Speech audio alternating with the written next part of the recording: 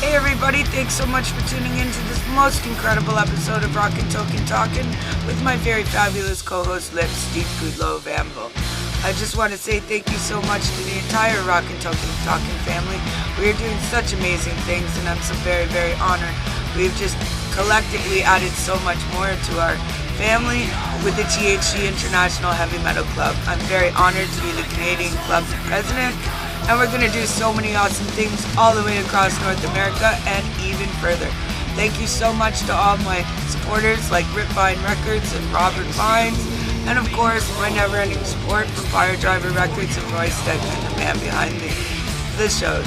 Thank you so much, everybody. I'm just so very, very honored, humbled, and happy. I can't tell you how much these shows mean to every single person involved now. So thank you for all the support, thank you for all the guests, and just thank you for everything. You're going to love this great clip here from Bob and Kent at Green Room Pythons. I've just come to enjoy this so much, and I know you will too. So enjoy the show, enjoy everything, grab yourself a glass of wine, a cup of coffee, or whatever it is you need to be chill and happy and enjoy a great interview, and just sit back and chill with us. Kelly B.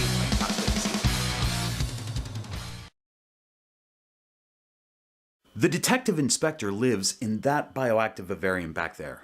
But does he ever even use it? If he is roaming around out there at night, he's waiting until he's sure that I'm fast asleep before he does it. But we're going to find out for sure because we're going to spy on him.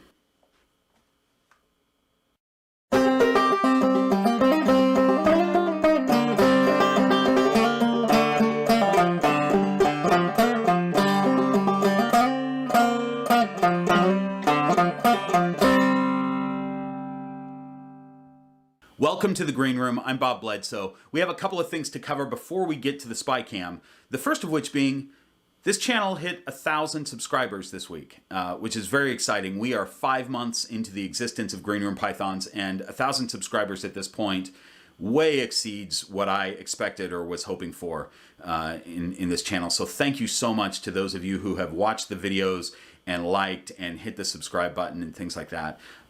That's really cool. As promised, because we hit 1,000 subscribers, I'll be doing my first YouTube live stream. And we're going to do that this week. It's going to be Friday, May 7th at 5 p.m. Pacific time. So that's 8 p.m. Eastern time and whatever's in the middle there and on the outsides and such. The topic of the live stream is going to be, I think, probably snake behavior. But there's also a Q&A. And the Q&A portion, which will go throughout the live stream, is totally open-ended. You can ask questions about snake behavior or snakes or cats or I don't know anything about cats, but I'll make something up. Do you want to know the average rainfall in Baltimore annually or monthly? Ask me. I'll make something up. Do you need bad relationship advice? I'm fantastic at bad relationship advice. So, open-ended Q&A, but we'll chat probably about snake behavior. The other cool thing that I'm almost at on YouTube, and this is kind of a big YouTube milestone, is 4,000 watch hours. And the great thing about that is that once you have over 1,000 followers, thanks again, and over 4,000 watch hours, YouTube offers monetization. So that doesn't mean at that point you're going to make pennies, but still, just that benchmark of being able to be monetized, YouTube sort of acknowledging your channel as something that's worth being monetized is pretty cool. And I think I'm a couple hundred watch hours away from that. So that's pretty cool. Kent, you've had your hand up almost this whole time. Do you have a question? No, I just noticed that you hit 1,000 subscribers right after we started doing Kent's Corner. So what are you saying? I mean, it's a pretty popular segment. So, should we just move on to your Kent's Corner for this week? Yeah, we should. Let's do that. Hi, and welcome to the hugely popular viral segment, Kent's Corner. For today's episode, I'll be reviewing the camera that we're going to use to spy on the snake at night. And the camera is called Reolink. Can you see that? It's that camera. We just got it off Amazon, and it's pretty cool. You hooks up to your phone and you can control it with your phone and it'll record videos and stuff like that. I mean, it's no RCA VHS camcorder with autofocus, but it's a pretty decent camera for what we're trying to do. I recommend always having a camera on your pets if you're keeping animals that can't be trusted, like snakes or chickens. You just don't want to take your eyes off those. Thank you for watching the hugely viral sensation segment, Kent's Corner. I don't know if you can claim that a segment is viral, but good basic information anyway, Kent. Thanks. We're going to move on to the spy cam. I don't know what I'm going to get. I tried to record one night and he didn't come out at all, or maybe the camera didn't trigger, the motion sensor of the camera wasn't triggered. So I've got a couple of nights to try this, and I guess if it didn't work, you wouldn't be watching this right now because I wouldn't put it up. So clearly it worked if you're watching this. Thanks so much to Bob and Kemp from Green Room Pythons. I'm really loving these. You can catch the full episode on the Green Room channel on YouTube, and we'll leave a little segment closing with Bob and Ken at the end. Thank you so much. We're going to get right to the interview, and today's episode is fabulous nonetheless, and you're going to love it. So thanks so much for supporting, everybody. Enjoy the great show. Kelly B. Oh, wow.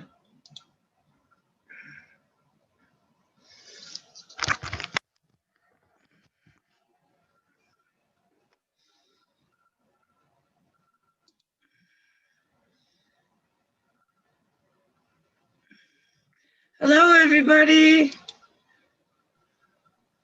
Hey there.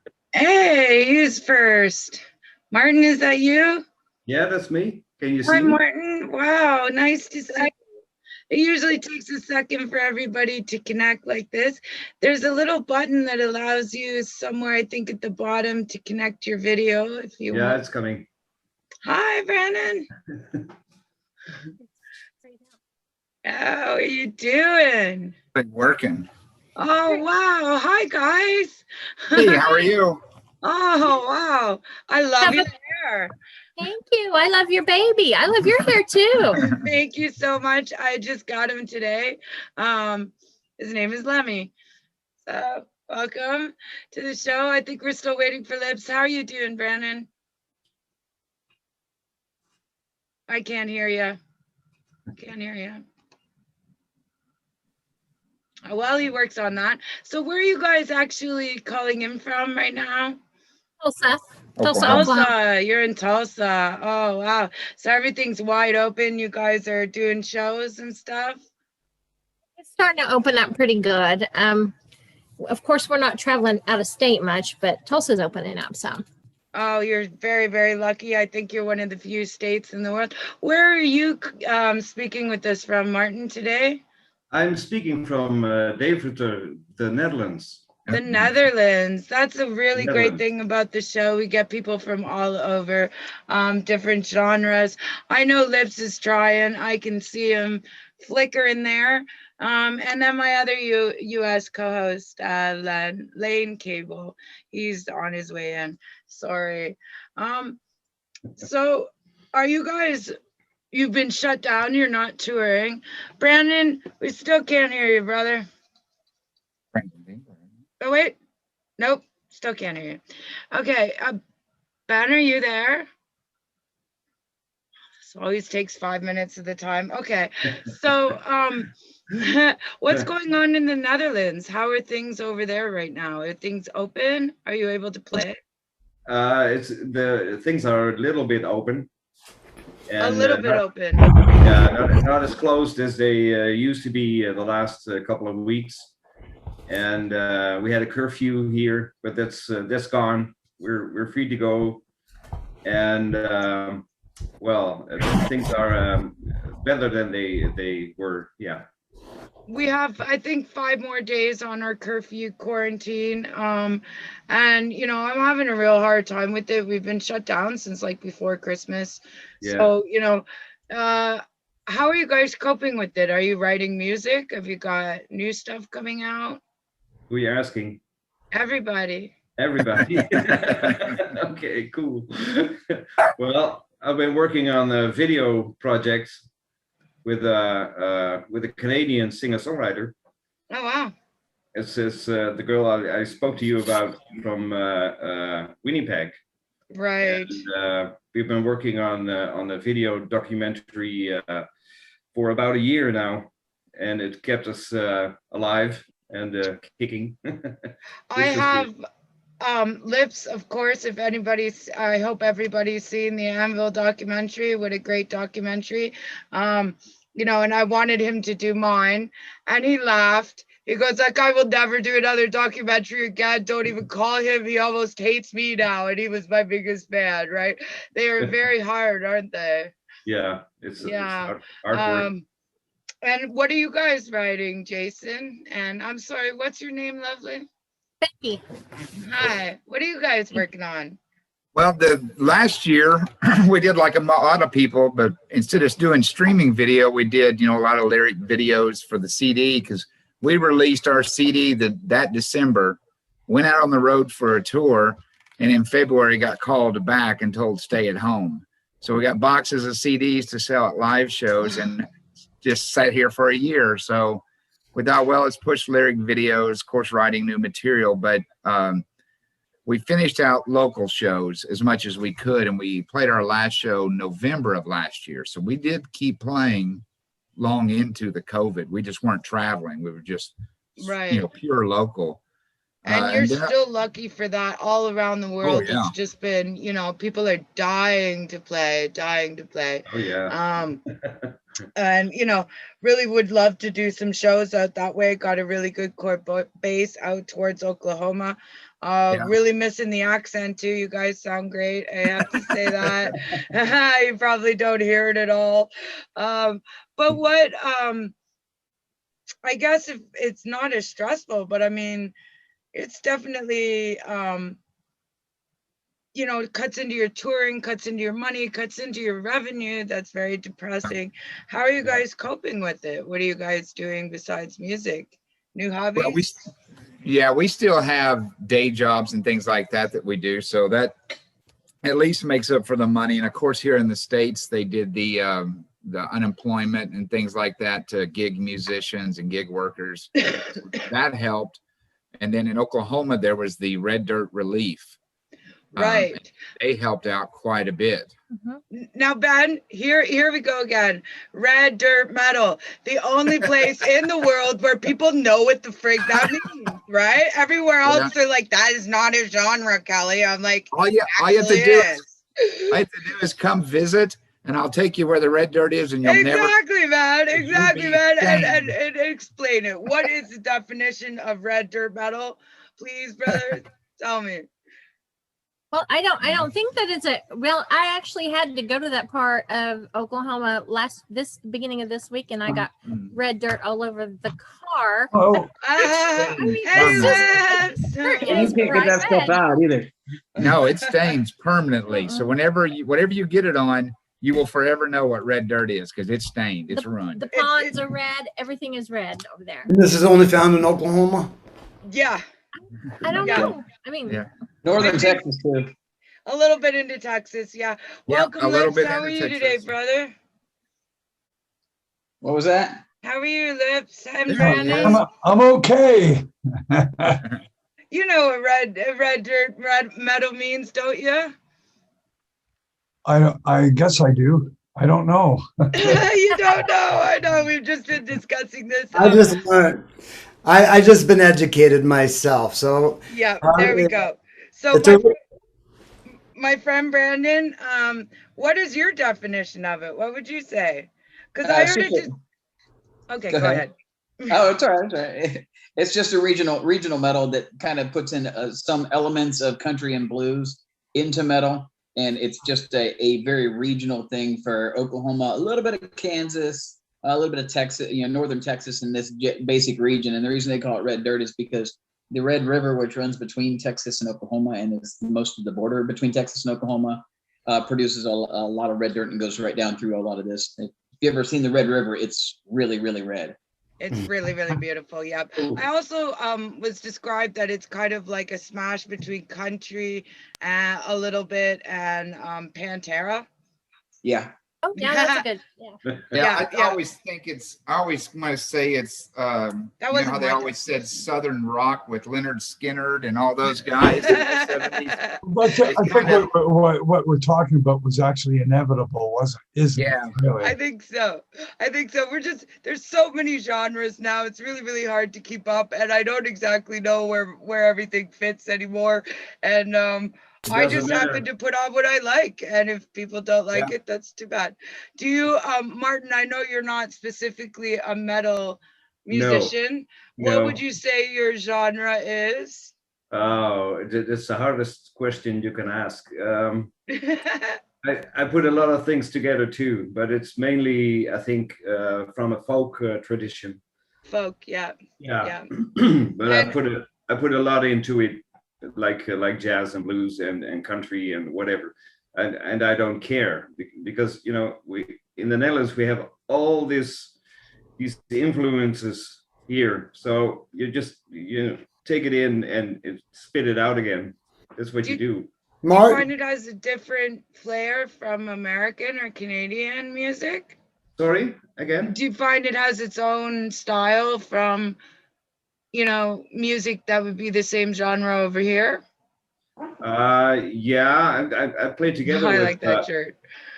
I played together with musicians from the States or Canada, so they bring in their influences too, and we just blend. But yeah, I know a couple of people that do much like I do, or vice versa.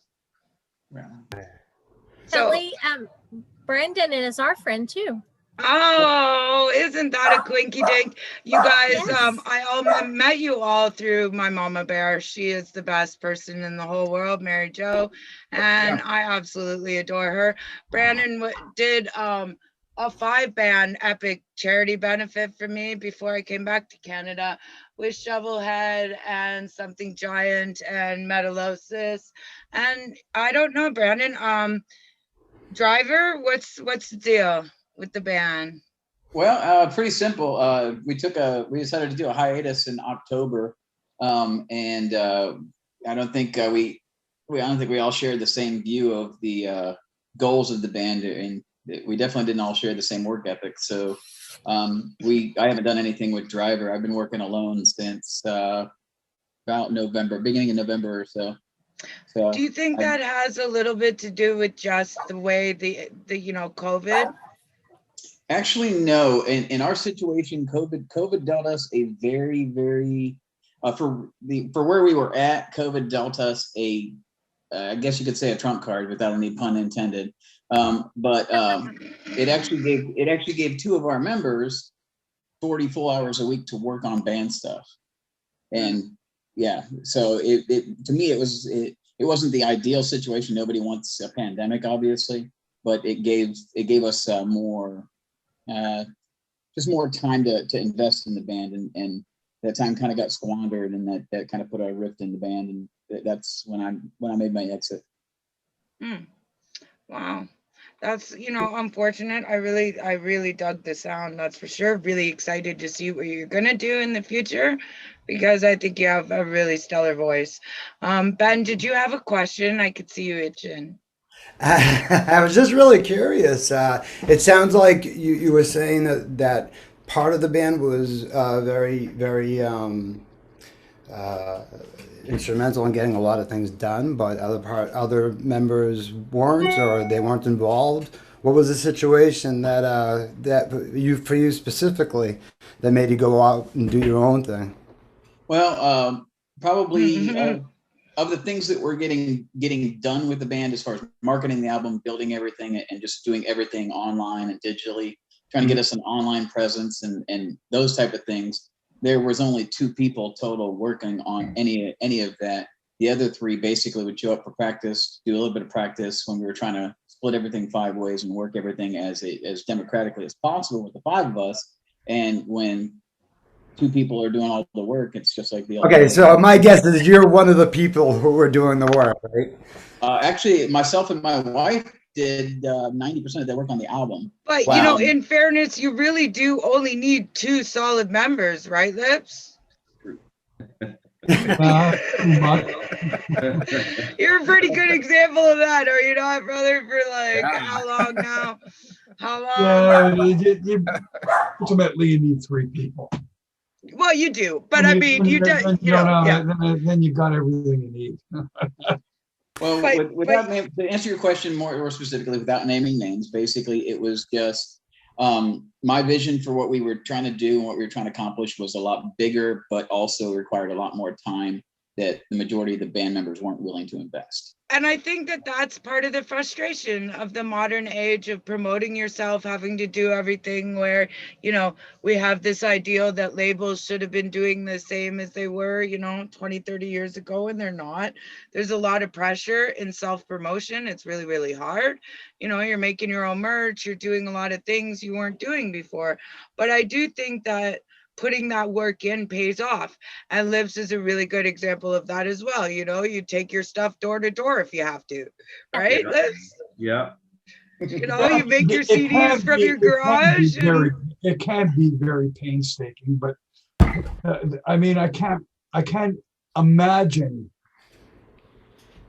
being in the position of starting out today. Yeah. Completely a different set of rules, a whole different world to try to come up in. It's just, I don't know. I just don't know. I don't have the knowledge because whatever I did doesn't work in today's world. So Well, you need a good manager. That helps. What example am I setting, or what have I done that you can't do it again? No.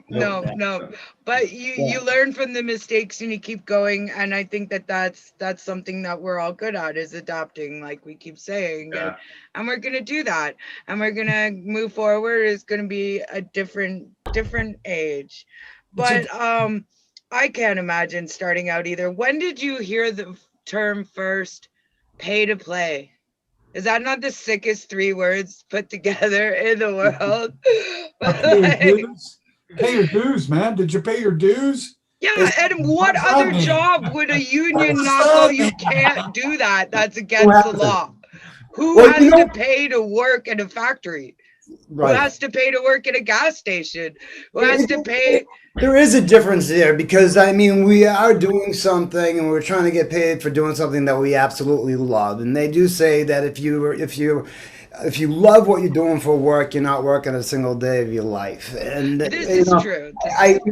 So I was gonna say, it blows my mind, Brandon, that you got this whole setup that's really good and tight, and you have fans and you have followers, and the other musicians aren't interested in putting in that same type of time and energy that you and the other person.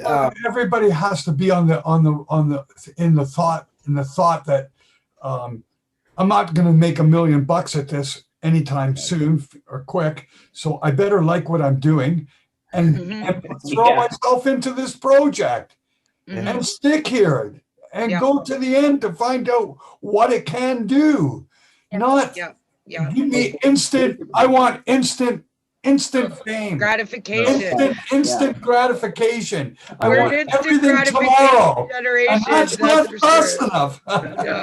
You don't want to work for it, and you don't enjoy working for it. Then you're not. If you get it, it's going to be like just because you won the lottery. It's not. Totally. Well, and that's the thing that happened with us is I moved my whole family from central, almost southern Texas to Oklahoma to join this group and push. We basically relocated everything and to build, because it was advertised by all of them that they were ready to do all the work and ready to go the whole way. And so we did that, and we took that leap of faith, 3.5 years ago. And then, like I said, nothing that was promised in the initial interview phase where we're feeling each other out.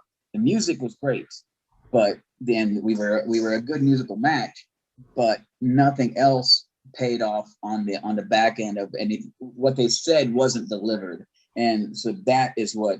That's a real shame. I know, like, I've been listening to all of your music. You guys are all really tight, very talented. Brandon, you am from the grave. I mean, you can pull off what you make live. That is rare. That is really, really rare. The sound quality was bang on. It was a great show. You know, that is kind of a shame, you know, but maybe it can be something that can be worked out when mature heads prevailed 20, 30 years from now. Who fucking knows, Well, right? it sounds like you feel good I'm about sorry, these are my, but that's hard to say. I don't know the situation. I can't imagine, like, I'm a visual artist. I don't need 4 or 5 people to make what I have to in my head come out. And I couldn't imagine having to work with 4 or 5 other artists, because that's insane. We're completely individually nuts on our own. It's like herding That cats. must be a hard dynamic, right? You know, yeah. Congrats. Well, the newest 3 bad words, you know, back many years ago, it was pay to play. The 3 words that are so hated today are tour, buy on. Oh, well, you know, yeah, that is awful. That is awful too. Oh, You know, God, and that's when I awful. first heard this, I was like, wait, you don't actually pick who is under you? No, Like, to no, me, not that anymore, would huh? matter. It's like, no, we pick who's under us, who can afford to be under us. Not necessarily the best undiscovered band that be the best show. And I'm like, huh, wow. Now, I went to see Black Sabbath on the End in Dallas, and the opening band was the Royal Sons, and I was thinking, who the hell is the Royal? What the fuck is happening? You know. And I'm sitting in there and I look at these guys that are obviously 4 very eclectic, hippie kind of people. And I thought, oh man, this crowd's going to chew them apart. They turned out to be a really great band, but I later found out how that combination happened was that had a huge price tag on that tour buy on. Now, granted, they probably made some of that money back. Come on. Hey, that's how this business, that's how the music business works, always has worked. And that's why bands stay obscure for fucking 40 years. Yeah. Exactly. You need a financial backing to get on to something that actually substantiates your band. So, you know, you have So to you actually have to pay. You do have to pay for your fame. Yes, you do. It's You do. true. And if you It's an don't, investment. and It's a if you hobby. don't, you won't be as famous as all the other big bands that get famous. That's the name of the game. You gotta have money to make money. I mean, it's all the same capitalist ideas of the way a business works. And we can discuss it from now till the end of time, and you're never going to change it because that's the way the world works. Now, it always has. I think that I really am doing as much research as possible. I have the help of some other people. I want to do things differently. I really do. You know, when I found out how much a good promoter off a good show takes and how much a band gets, that's a disturbing amount of difference. Like the most common question, check this out. The most common question I'm asked constantly, really, every time somebody watches the movie, and of course they watch Lars and they watch Scott Ian and they watch Tom Araya, and they're all saying all these wonderful things and Slash, and they go, why don't these guys have you on one of their tours? Well, in order to get on one of their tours, you got $100,000. Just for your even I have to pay that. Why? Where am I going to come up with $100,000 or whatever it might cost? Because there's a buy on.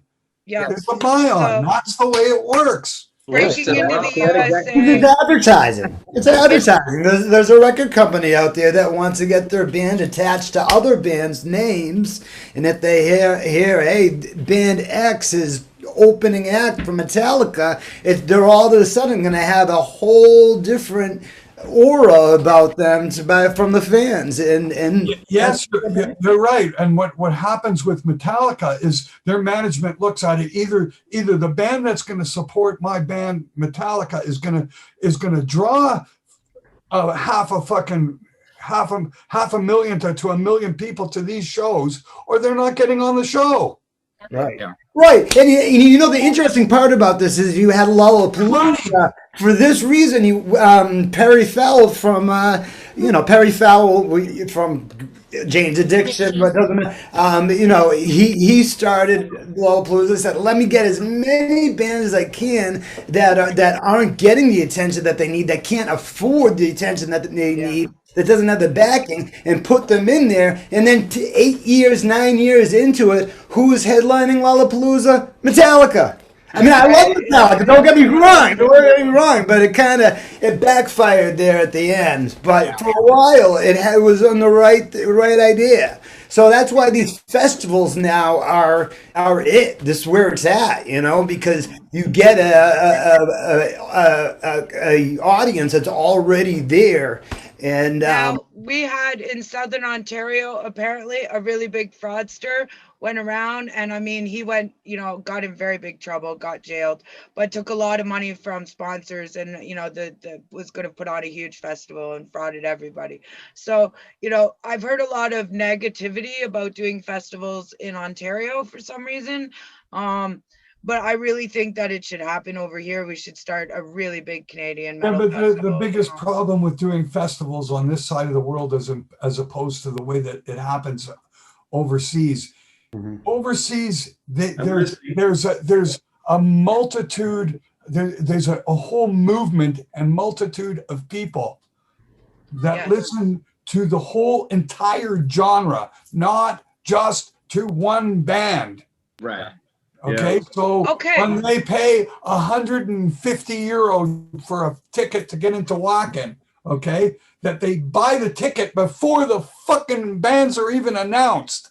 I have to say, metalheads are everywhere. And that in itself, it's because they'll listen to anything. They're every generation. If we put on Rockn here, Lips, I'm telling you, man, they would come out in 2 million people marches. They just come out like zombies or cockroaches out of the buildings, and metalheads are everywhere. They would come. It's just not happening, so we don't think it will.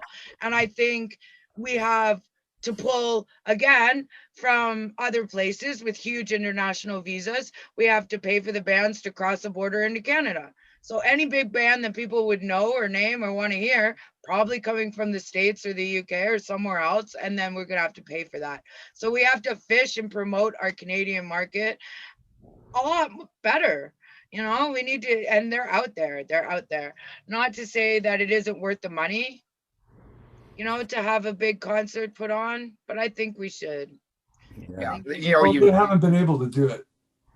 No. Look at the success so far they haven't been able to do it, and they've tried. The only place in North America that's been even remotely successful has been Montreal.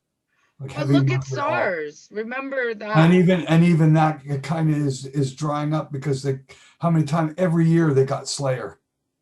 Right, but I honestly think there's going to be a post-COVID revolution. Yes, I think that the musicians are dying just to get their asses on the road, and I think fans are just dying to go hear music live. And I think when the whistle blows and people are let out and everything is back to whatever normal is. I think that we're going to truly have a live music revolution going on. And, I want to be a part of it. I think it's going to be a historic time. Me too. I think so, We've too. seen that. We've seen that some in Oklahoma because things have loosened up a bit. You can hardly get into a club right now. They're just packed. Were you at the CHC show? Yeah, well, no, we're talking about in Tulsa. We went to 3 different shows in one night, 3 different clubs, all different sides of town, 3 of the biggest bands in Tulsa, 2 of them being cover bands and 1 an original show. And every one of them, you had to stand to get in the door. and you can Yeah. hardly get to the And bar. that's I the mean, thing. it's like, And there's yeah. no People- restrictions. I think There's people just can't wait to nothing. get the hell out No, of the this is Oklahoma is very, very rural in its mentality. Mhm. So when the whole COVID thing came out, there was about 21 days of a scare, and they were like, hell, they hadn't found a way to kill me yet. And they just You don't have kept to go going. off screen to do that, bro. You So don't. they just said, Dutch fuck it, and originally? just kept going. They Many didn't Dutch slow people, down. You know, I think that, yeah, it was a really weird place to be. I think that it had so little tourism, it had so little people traveling, and, you know, people lived very far apart. It really didn't affect them for a long time and still really hasn't, you know, I don't think.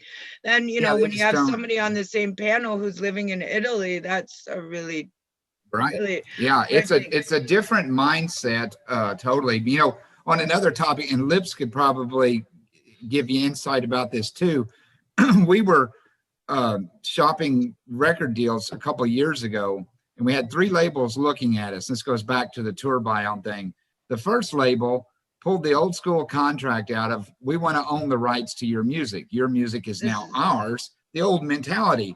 Well, the old mentality is, give me my $1 million signing bonus then, right. and I'll be happy Yeah. to sign that. If you want to play 1987, oh, cool, give me my money. Yeah, exactly. And Your they were like, advance, no, your we don't do touring, that. You yeah. got to give us the rights and give us $5,000. I said, goodbye, And not then- dealing with you. There I was just started my- Turn around and run. There was a metal label out there that a friend of mine and I think it's Kitchener they're out of. It's Carved. They offered them the worst deal. They even wanted a percentage of business money he made Yeah. from his A tattooing business. 360 deal. You know- Yeah, you know it's a what- 360 What deal. the heck? You know what I did? Oh, I yeah. just started my own label. Mhm. Yeah. I just Everybody's like, got fuck labeled you. out. I'll start my own label. I started my own studio. I do it all myself. I do my own That's books. exactly the Yeah, way to that's do the way it. to do it. So. It is. It Yeah. seems to be the new way. I really, Yeah. you know, John Gallagher Raven was crying, you know, basically that he had just gotten his music back after 40 years. I guess in Yeah. England you can get it back I know right you after told 40 me. years. And he was so happy. And I was like, that is the saddest thing I've ever heard. We Yeah. are Yeah, working well, you saw on- the Motley Crue thing too. Even Nikki Sixx posted, what was it, just a couple years ago, they got their music back. But, you know, we ended up, the other label we talked to was more modernized. Of course, they wanted $8,000 to sign with them. And then we settled on Slip Trick Records out of Italy, which was pretty scary last year. We were in contact with them all the time, making sure they were still with us. But they were great. They, you know, gave the whole package deal up front. You choose this, like a cafeteria plan. Do you want this, this, and this? Okay, this is what we will do. This is what you need to Oh, do. that's awesome. And I mean, it Cool. couldn't have been, I mean, it was a lot of work putting it together, but they were as honest, straightforward, and have been that way for 1.5 years now. And I highly recommend them. I think they're a That's great really label. amazing. Can you tell me a little bit more about when you said like it's almost like a cafeteria menu where you choose what types of things were they Well, offering? The first thing they do is they break it down to regions. So you can choose Europe, or you can choose North America, or you can choose Asia. Where do you want to target your music? Well, we're here in the States, so we figured we'll handle the States because it's expensive to market here. Let them, they're in Europe, let them do Europe. We won't worry about Asia. And then once you get to there, you're choosing, how do you want to target this? Do you want to target through fanzines, blogs, social, you know, pure social media, some paper, and, you know, how do you want to approach it? So they had the whole advertising scheme, and you choose, where do I want to invest my time and money? And they had it in multiple pages that you chose Right. what you wanted to But do. And you're that- paying them, right? yeah, You're- there was still, and- our contract with them was a 50-50 buy on. So unlike some labels that you're 100% of your money goes into it, it was 50-50. So whatever we put up, there wasn't a number. We could choose the number. Whatever we put up, they'd match. So now, Well- if you're a young band full of talent, you could be the best band in the world. You don't have $20 to your name. Yeah, that's know, that's even This harder. is But just really you know, crazy. in these young bands that start up, they say, well, we want to release our CD. We'll do it ourselves. Okay, let me have all your receipts from what that cost when you're done to do, let's say, a 7-song album with, you know, CD covers, artwork, just, out there where you can sell it in 200 copies and tell me what it costs. Well, they're going to come at you with that costs us about $1,500, $2,000 to get that done. Well, we did that in our head and thought, okay, this is what we want to do, which would cost us this anyway. I was going to pay this amount anyway. That'll be our 50%. Right. And then therefore I'm putting up the money I would have spent anyway. So Lips, do you have any advice? Like if you can you get any of your music back? Well, they don't own ours. So that was the other great thing about the contract with Slip Trick is we still own the rights to everything. We did not have to give up our rights.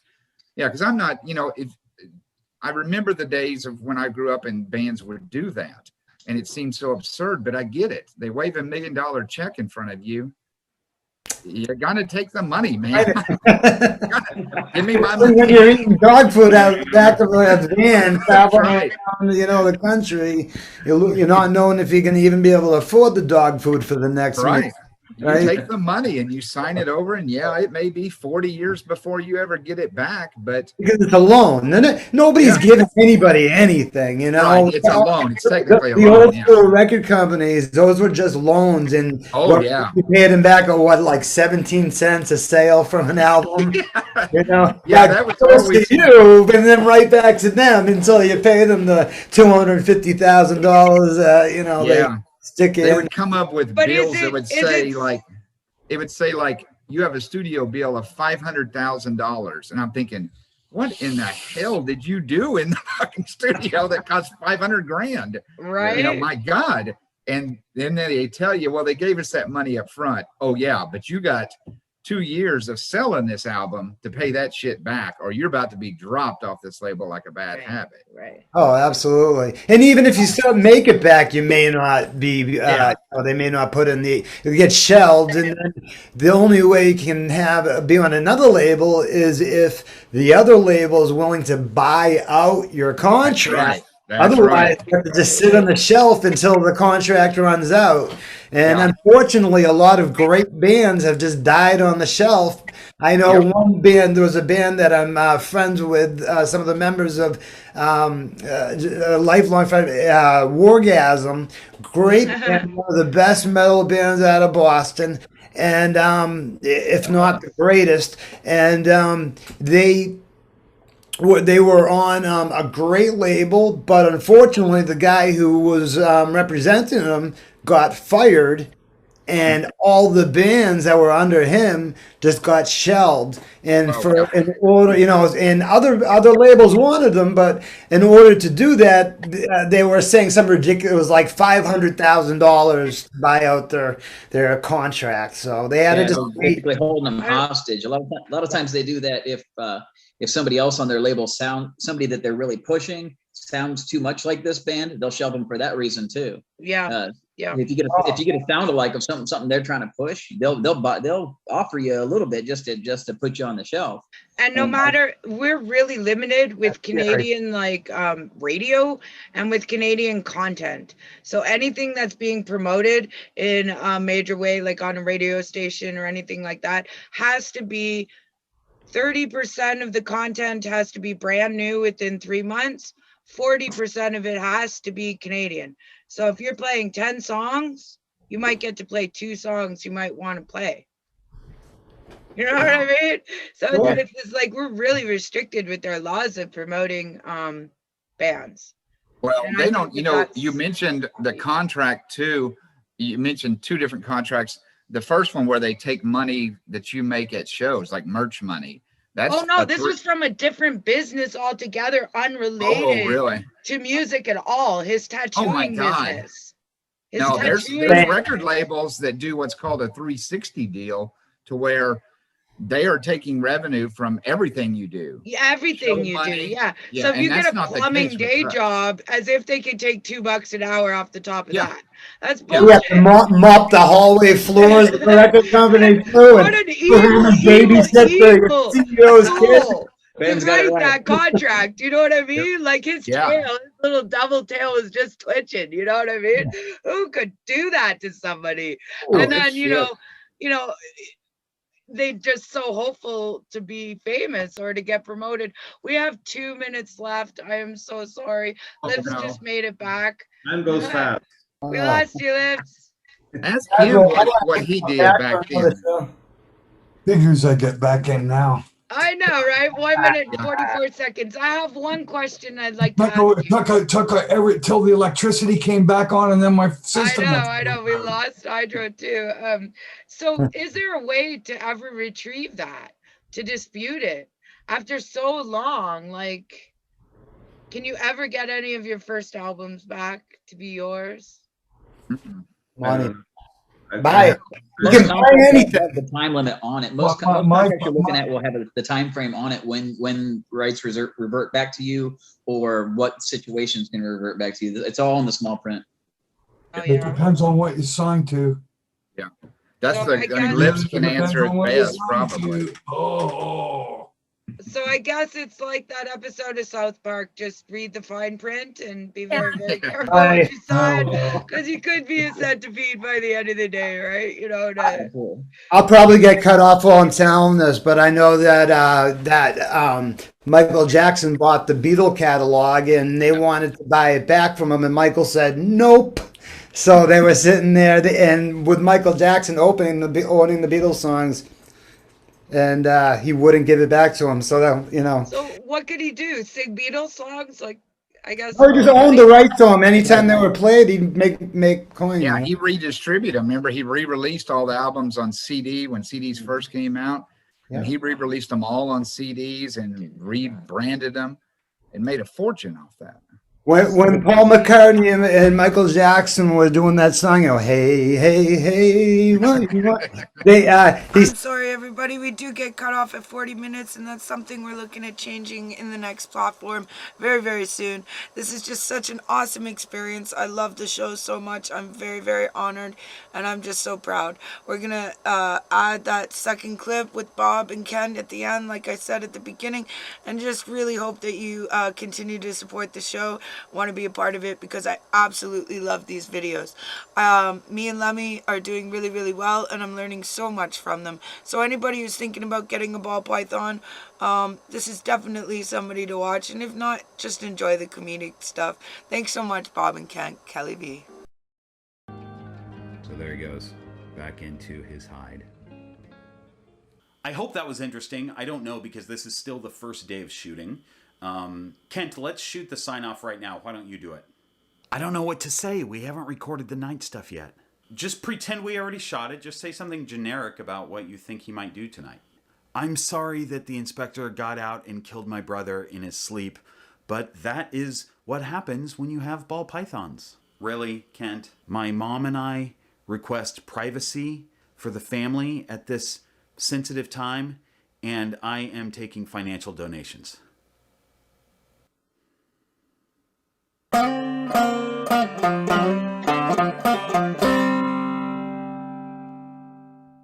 Join me for the live stream on Friday, you guys.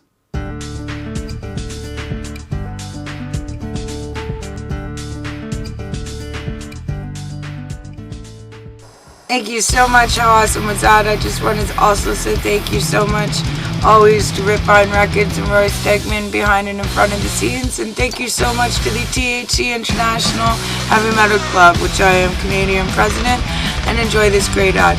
If you too would like to get involved and be on the show or just be part of this, here's how you reach out to me. And don't be shy, just drop a line. We'll be lucky to have you. So that's what it's all about, spreading and sharing the love and the therapy of music. I want to thank everybody and hope you like, share, and support the show. Thank you so much. Kelly V.